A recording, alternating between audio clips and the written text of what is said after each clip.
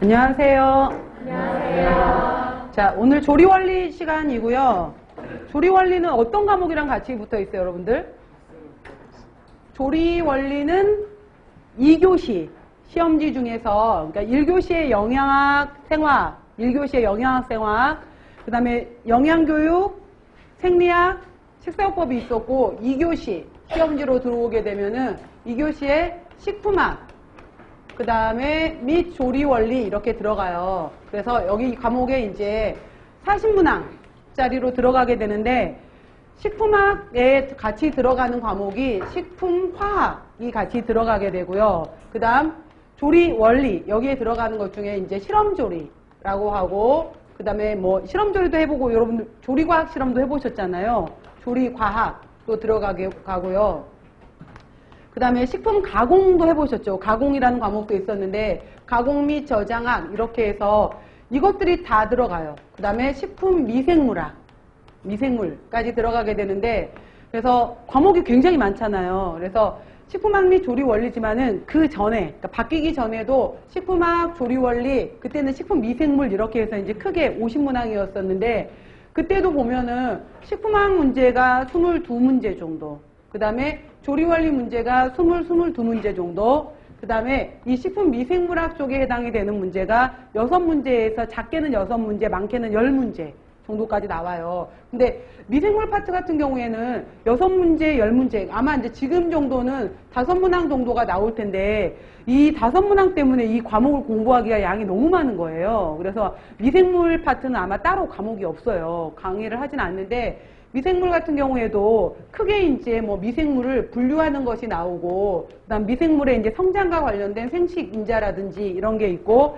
그 다음에 발효라든지, 그 다음에 부패라든지 미생물 실험 이런 쪽으로 해서 물어보게 되는데, 분류 같은 경우에는 뭐 곰팡이, 효모, 세균, 그 다음에 이제 바이러스 이런 식으로 나오거든요.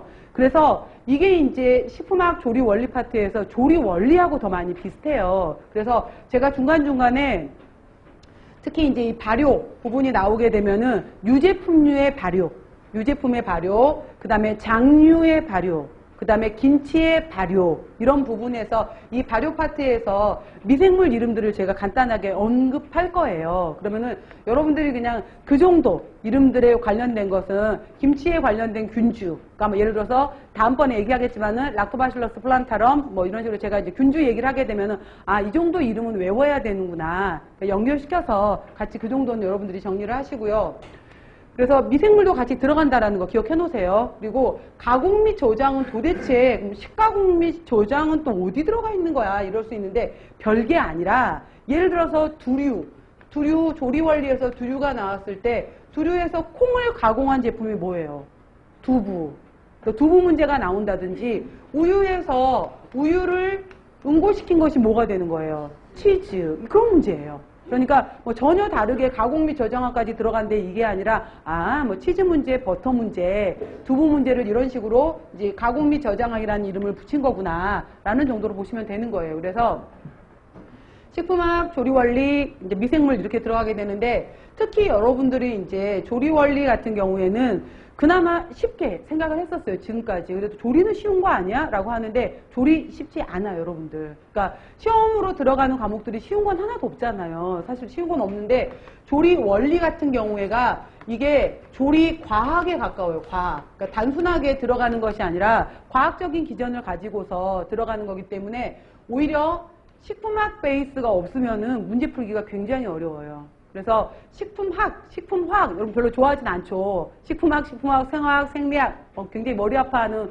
과목들 중에 하나로 들어가게 되는데, 이 베이스를 가지고서 시험 문제를 물어보기 때문에 식품학 잘 들어 놓으셔야지, 그럼 계속 반복이 되는 거예요. 식품학에서 말했던 부분이, 앞쪽에서 언급을 했던 부분이, 실제로 그래서 예를 들어서 뭐 당류에 해당이 되는 거 쭉 얘기를 했었을 때, 복합적 당류로 해서 전분 이야기가 나온다. 그럼 전분의 구조에서 뭐 예를 들어서 아밀로즈, 아밀로펙틴, 스타치 구조에 대해서 나왔던 건데, 자, 이거에 대한 구조적인 성질을 얘기하는 것이 식품학이었다라고 한다면은 그거를 가지고서 조리에 있어서 이 전분을 이용해서 그러면은 조리에서는 어떻게 이용할 건데? 라고 했었을 때, 호화라는 과정도 있고, 그 다음에 노화라는 과정도 있고, 겔화라는 과정도 있고 호정화라는 과정도 있고 당화라는 과정도 있어. 여기까지도 시큼하게서 같이 또 연결이 돼요. 그러면은 호화를 이용한 것은 뭐가 있는데 밥이 있어, 죽이 있어,